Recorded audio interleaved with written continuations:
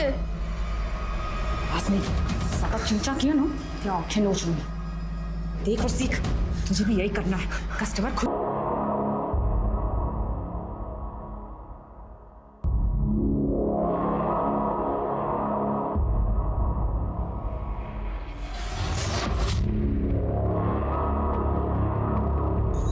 Minute तेरे पास, जल्दी कर और निकल। भगवान की दया से ऐसा कुछ भी नहीं मिला। हो सकता है सब कुछ लेके फरार हो गए हों और जल्दीबाजी में सिर्फ पर्स यहाँ पे छूट गया। Excuse me. हेलो, कहाँ पर? ठीक है, हम अभी पहुँचते हैं। सर, यहाँ से 5 किलोमीटर दूर एक जली हुई बॉडी मिली है। बॉडी को पोस्टमार्टम के लिए भेजो और पूरे एरिया की अच्छे से तलाश लो। Sir, let's go.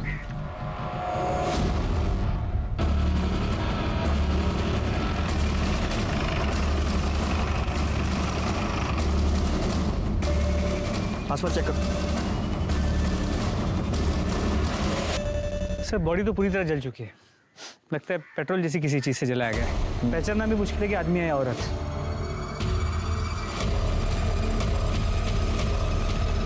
सर, हमने आसपास का पूरा एरिया चेक किया। यहाँ ऐसी कोई चीज़ नहीं मिली जिससे हम बॉडी की पहचान कर सके। मिश्रा, पता करो आसपास में कोई मिसिंग कंप्लेन दर्ज हुई है क्या? शायद उससे इसकी शिनाख्त हो सके। जी सर। ये दोनों बॉडीज को पोस्टमार्टम के लिए भेजो और ये विजय सिंह, इसका पता करो। जी सर। 5 किलोमीटर के। मैं बहुत अच्छी बच्ची हूँ, कभी कोई गलती नहीं करती। फिर पता नहीं मैंने क्या गलती की जो आपने कोई गलती नहीं की।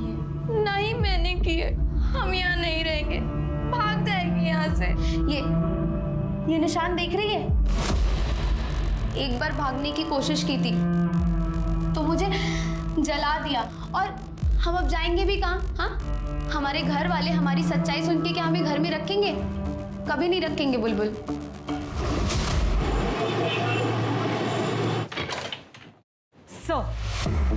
सर, जंगल में जिस औरत की लाश मिली थी उसका नाम मीना था। उम्र 22 साल। 15 साल की उम्र से इसी डिस्ट्रिक्ट में अलग अलग जगह में प्रोस्टिट्यूशन का काम कर रही थी ताकि पकड़ी ना जाए।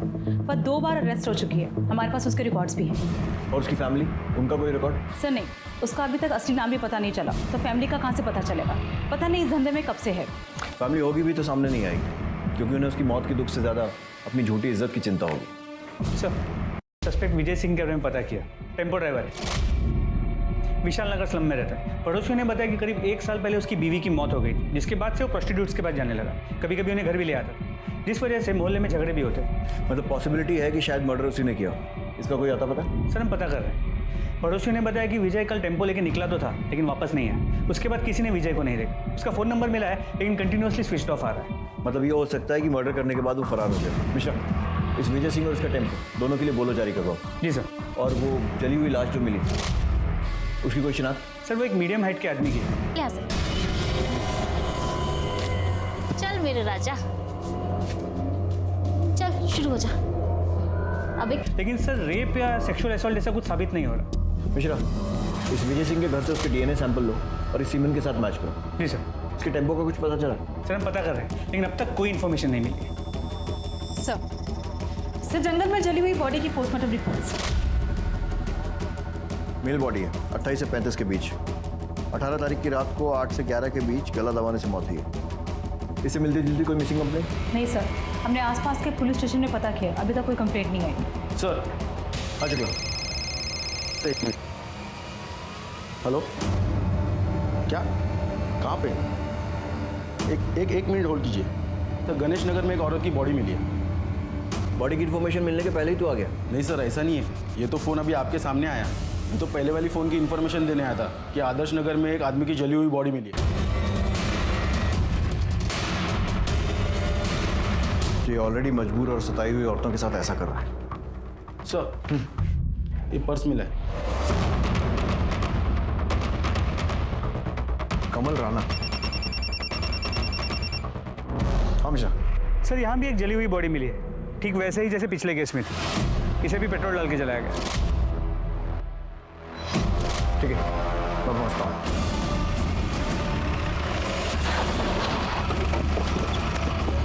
सर, गांव के इन 2 लोगों ने बॉडी को जलते हुए देखा।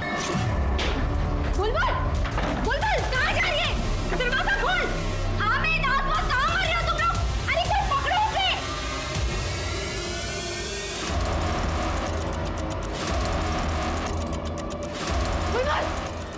पीछे नाटक क्या कर रहा मेरा सांप पकड़ा हुआ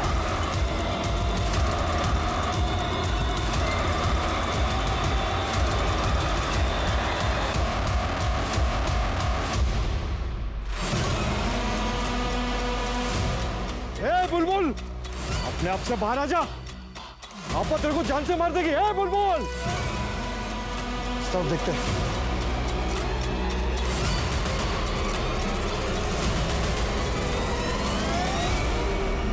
सर 2 दिन के अंदर अंदर 2 प्रोस्टिट्यूट्स और 2 आदमियों की जली हुई बॉडी कुछ ही किलोमीटर के घेरे में मिलती है। क्या ये कोइंसिडेंस हो सकता है? कोइंसिडेंस? मिश्रा सिर्फ मर्डर नहीं हुआ है, दोनों प्रोस्टिट्यूट्स की लाशों के पास में ड्राइविंग लाइसेंस मिला है। अब अगर एक आध केस में मिलता तो मान सकते थे कि किसी ने गलती से गिरा दिया, लेकिन दोनों ही केसेस में सेम गलती, वो भी 2 अलग अलग लोगों से। कंफर्म है कि ये दोनों केसेस रिलेटेड है।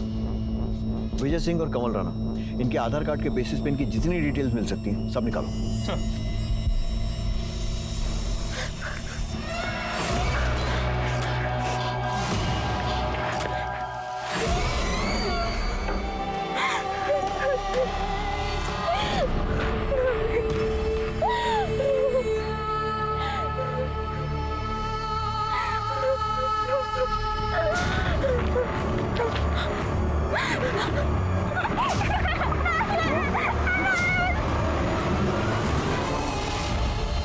सुनिए, अभी निकलना जरूरी है क्या?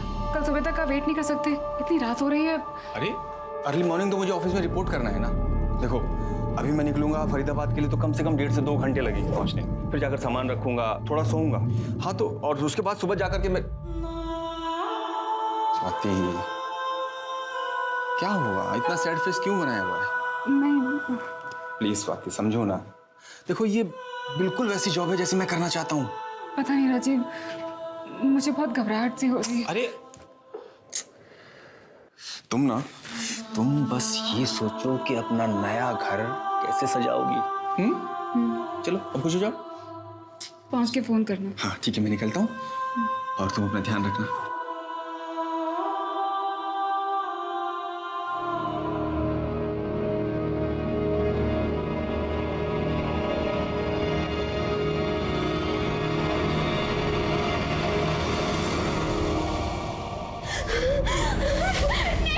मुझे मत छोड़ो।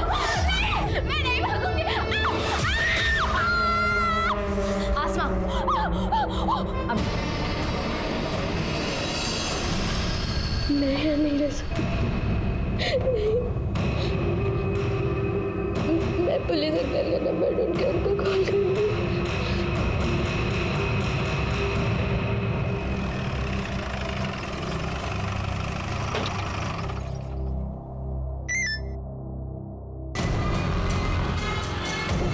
मिश्रा, यादव, टीम निकालो, लड़की को रेस्क्यू करने जाना है। जल्दी चलो।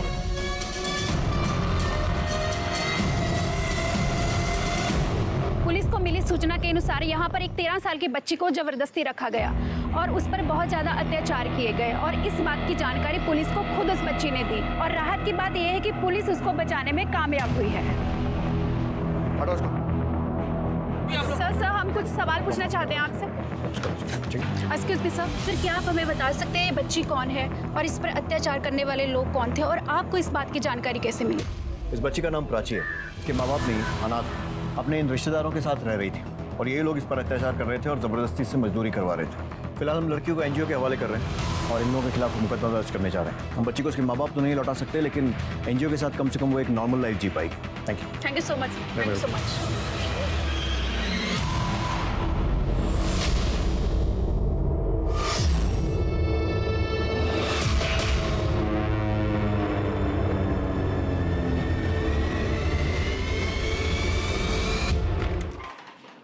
सर, विजय सिंह के आधार कार्ड से तो कोई लीड नहीं मिली, लेकिन कमल राणा के आधार कार्ड से उसकी फैमिली की डिटेल्स मिल गई। उन्हें कांटेक्ट किया तो उन्होंने कहा कि उसके लेफ्ट पाँव में स्टील की रॉड थी और हमें जो जली हुई डेड बॉडी मिली है उसके लेफ्ट पाँव में भी स्टील की रॉड।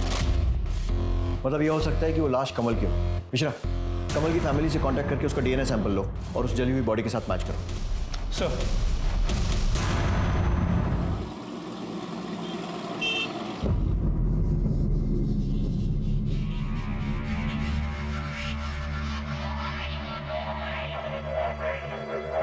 क्यों बुला रखा है? भगवान ने इतनी सुंदर शक्ल दी है, थोड़ा मुस्कुरा। आज तेरी बड़ी रात है, आज से तू भी काम पे लगने वाली है। बाहर तेरा ग्राहक बैठा है, आजा उसे खुश कर। अबे तू पहली बार आया है ना, इसलिए तुझे ऐसा लग रहा है। टेंशन मत ले, तुझे बहुत मजा आने वाला है। और ये पुलिस वुलिस ना जुबेदा मैडम के जेब में होती है भाई।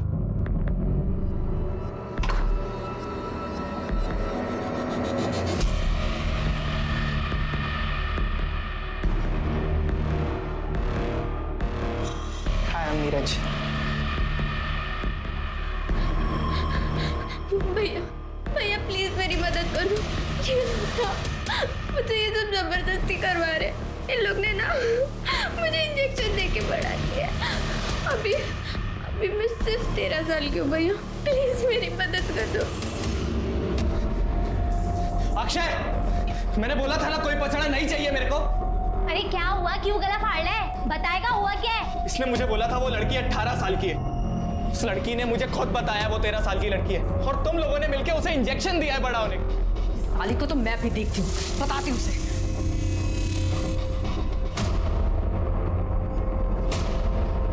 जुबेदा! जो जानबूझकर देह व्यापार करने वाली औरतों के पास उनके आखिरी कस्टमर का आईडी कार्ड प्लेस करता था ताकि पुलिस मर्डर के इल्जाम में एक ऐसे मुजरिम की तलाश करे जो खुद शिकार था और कभी हाथ नहीं लगने वाला था, और वो इसलिए क्योंकि उसे जलाया जा चुका था।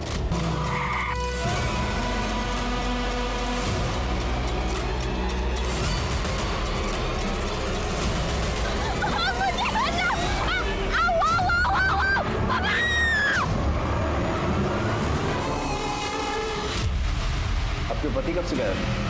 सर 2 दिन से। 21 तारीख की रात 11 बजे वो ये कहकर निकले थे कि वो फरीदाबाद जा रहे हैं। अगले दिन 10 बजे उनको ऑफिस में रिपोर्ट करना था। तो उसके बाद से उनका कोई अता पता ही नहीं सर। उनका फ़ोन भी स्विच ऑफ आ रहा है। आपने ऑफिस में पता किया? सर उनकी जॉब अभी लगी थी, वो ज्वाइन करने जा ही रहे थे, इसलिए मुझे ज़्यादा कुछ पता नहीं है। उससे भी जल्दबाजी में निकल गए। ऑफिस का नाम, कंपनी का एड्रेस कुछ पूछ नहीं पाए सर। उनकी किसी से दुश्मनी या फिर हाल फिलहाल में कोई झगड़ा? नहीं सर, कोई दुश्मनी, कोई झगड़ा नहीं।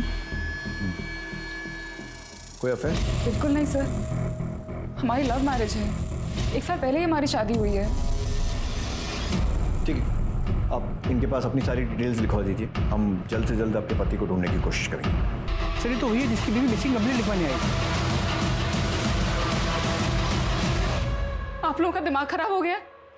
राजीव प्रोस्टिट्यूट के पास? ऐसा हो ही नहीं सकता सर।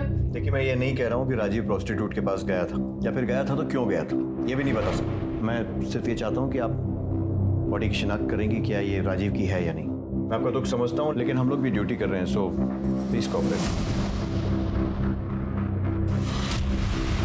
चेहरा इतना जला हुआ है, मैं कैसे बताऊँ कि राजीव है या नहीं? देखिए, राजीव की बॉडी पर अगर कोई आइडेंटिफिकेशन मार्क हो या कोई चोट का निशान जिससे आप उसकी पहचान कर सकें।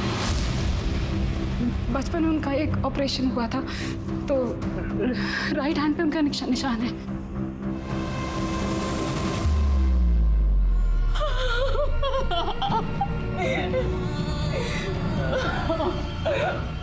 राजीव की फैमिली में और कौन कौन है? कोई नहीं है सर। कोई तो होगा। वो कभी तो मुझे नहीं बताया सर, मुझे नहीं पता।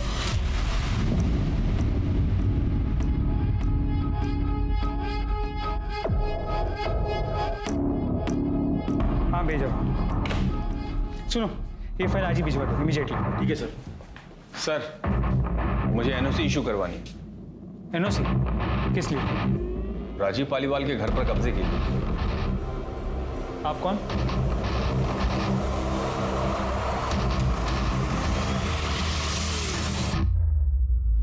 रवि पालीवाल? जी सर, रवि पालीवाल, राजीव पालीवाल का जुड़वा भाई। सर न्यूज़पेपर में पढ़ा कि राजीव का मर्डर हो गया है, इसलिए मैं चाहता हूँ उसके घर की एनओसी इशू कर दी जाए ताकि ऐसे ही कोई उसके घर पे कब्जा ना कर ले। सर ये हमारे बर्थ सर्टिफिकेट्स और राशन कार्ड वगैरह ज़रूरी दस्तावेज आप चेक कर लीजिए सर। अब उसके जाने के बाद इकलौता वारिस मैं ही हूँ सर।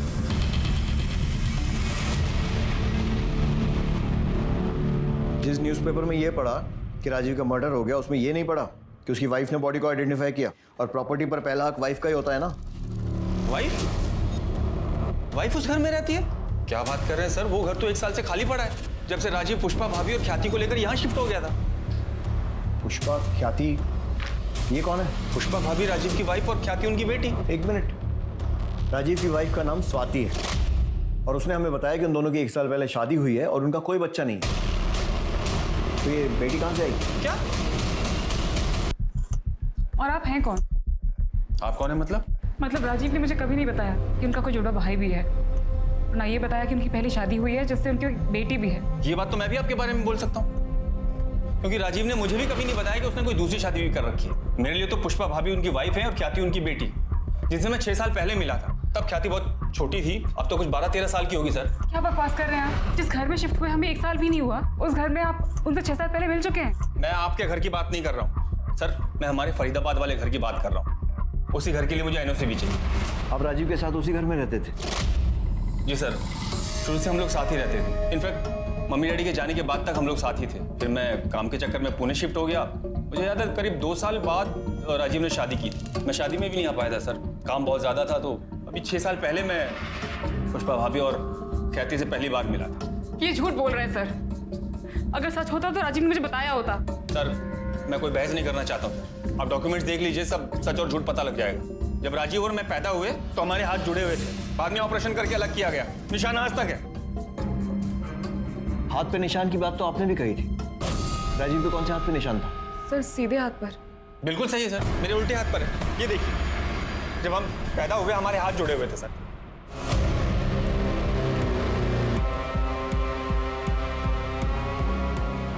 स्वाति जी आपका दुख समझते हैं, लेकिन इनके डॉक्यूमेंट से तो ऐसे ही लग रहा है कि ये सही बोल रहे हैं। और वैसे अगर आप ध्यान से देखें, मूंछ लगाकर ये हूबहू राजीव जैसे ही दिखते हैं। मिश्रा, रवि का डीएनए सैंपल लो और डेड बॉडी से मैच करवाओ और इनके डॉक्यूमेंट्स फिर से वेरीफाई करो। और अगर सब कुछ सही निकलता है तो एनओसी दे दो, लेकिन लोकल पुलिस को इन्फॉर्म करने के बाद। और इनका घर भी लोकल पुलिस की मौजूदगी में ही खोलो। Sir thank you sir.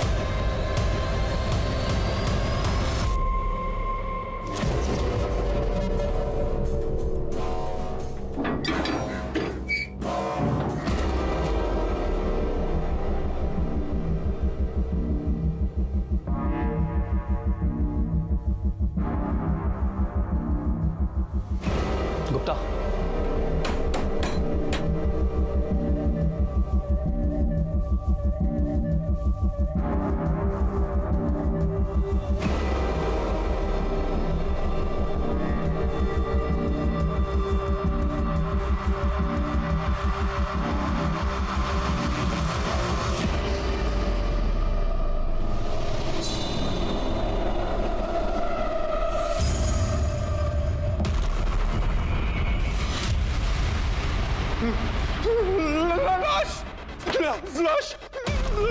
इस इन्वेस्टिगेशन के दौरान ये घर खोला गया तो पुलिस को यहाँ से एक स्केलेटन मिला है। फिलहाल उसकी पहचान करना नामुमकिन है, लेकिन क्या ये कोई मर्डर है ये पुलिस इन्वेस्टिगेशन के बाद ही पता चलेगा।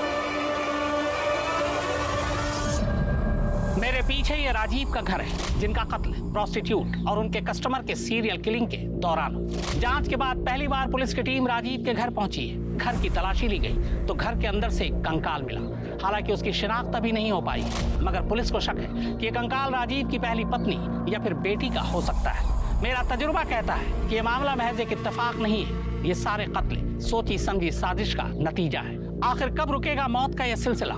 ये लाशें अभी भी मिलती रहेंगी।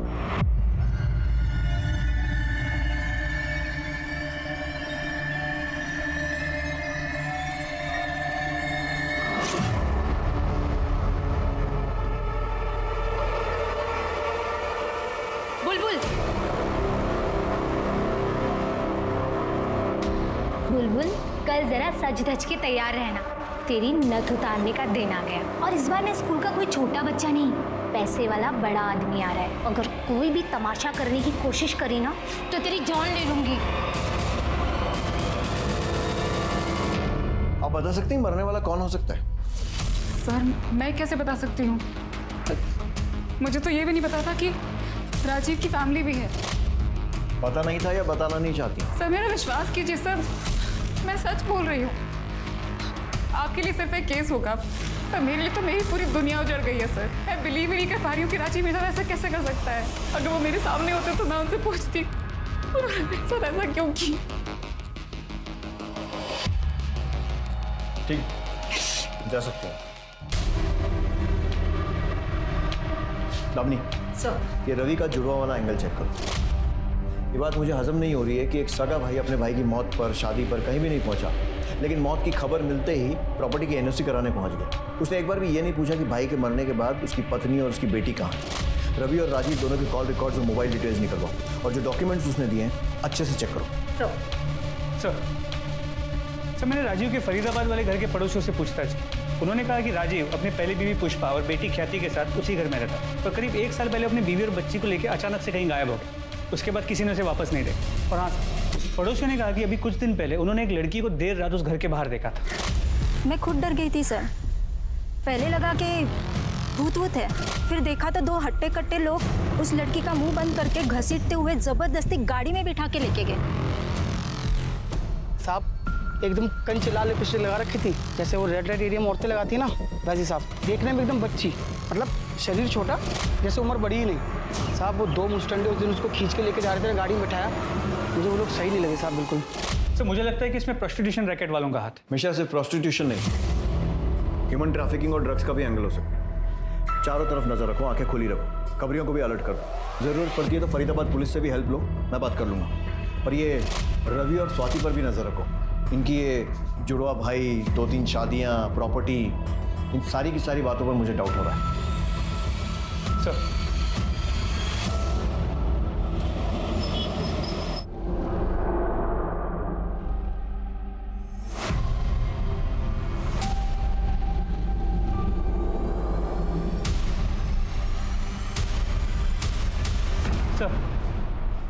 सर झिलमिल के बॉडी पे मिले सीमेन का डीएनए उसकी बॉडी से 4 किलोमीटर दूर जो जली हुई बॉडी मिली थी उसके डीएनए से मैच करता है, लेकिन सर वो डीएनए रवि के डीएनए से मैच नहीं करता। इसका मतलब वो लाश राजीव की नहीं है और राजीव का पर्स वहां पर जानबूझकर हमें गुमराह करने के लिए डाला गया था। लेकिन अगर ये भी सीरियल किलर का काम है तो वो ऐसा क्यों करेगा, जबकि पिछले दोनों केसेस में उसने ऐसा नहीं किया था।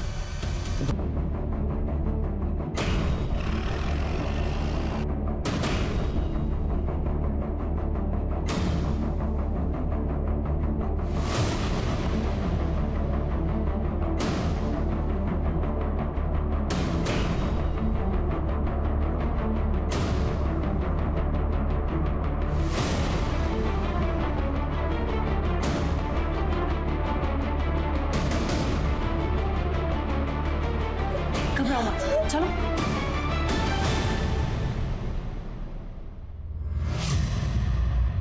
घबराओ मत, हम हैं तुम्हारे साथ। क्या नाम है तुम्हारा? ख्याति।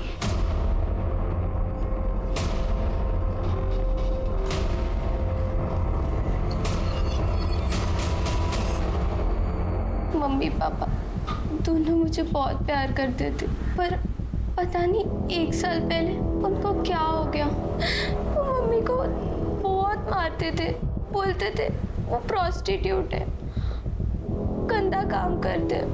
मम्मी मना करती थी, बहुत रोती थी, पर पापा उनकी बात सुनते ही नहीं थे। फिर पापा मुझे भी मारने लगे, गुस्सा करने लगे कि मैं उनकी बेटी नहीं हूँ, मेरा बाप कोई और है, जिसके साथ मम्मी दिन रात रोती थी। सोचती थी कि एक दिन पापा ठीक हो जाएंगे, पर ऐसा नहीं हुआ।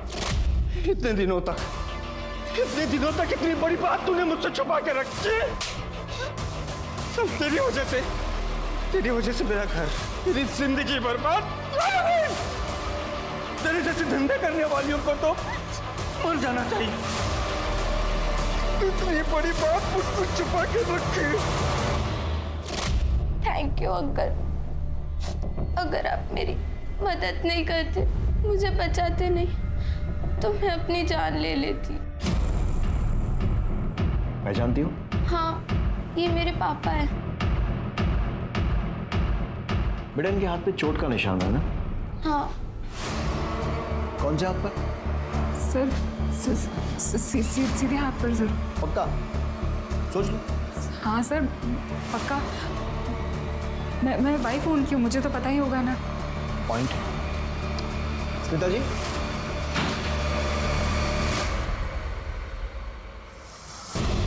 ये बेटी है राजीव की।